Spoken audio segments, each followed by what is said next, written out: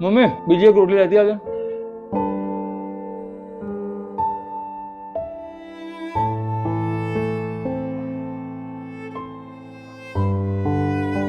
કેમ છો માસી, મજામાં? હા બેટા મજામાં. આય આય બેસ જમવા બેસી જા. ના ના લે, હું તો ખાઈને આવ્યો. મમ્મી થોડુંક શાક લઈએ. એટલે માસીના પગમાં પેન છે, તું જઈને લઈ આય ને. હા ભાઈ મારો ઉપવાસ છે અને મારું ઊભું નહીં થવાય. હા તો રહેવા દો માસી, હું લઈને આવું છું. માસી આ ની પેન કેટલા ટાઈમથી છે તમને? ઘણા ટાઈમથી છે બેટા, બહુ દુખે છે, 6 મહિનાથી દુખે છે. હવે તો ચાલવામાં બહુ તકલીફ પડે છે. ઓ ભાઈ, તું માસીને ડોક્ટર જોડે કેમ નહીં લઈને જતો? અરે ઓફિસના કામમાંથી ફ્રી પડું તો લઈ જાઉં ને. ઓફિસનું કામ હોય, ઓવર ટાઈમે કરું છું, મીટિંગ હોય બધી. રવિવારના દિવસે બોસ નવરો નહીં પડવા દે.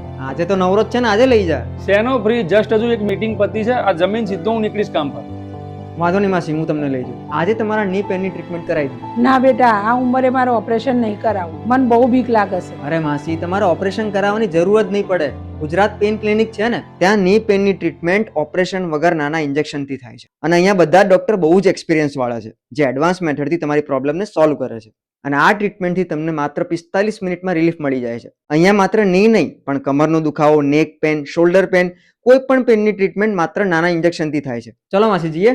હા ચાલ બેટા, અને તું જમીન ઓફિસ જતો રહેજે. હા તમે જતા આવો.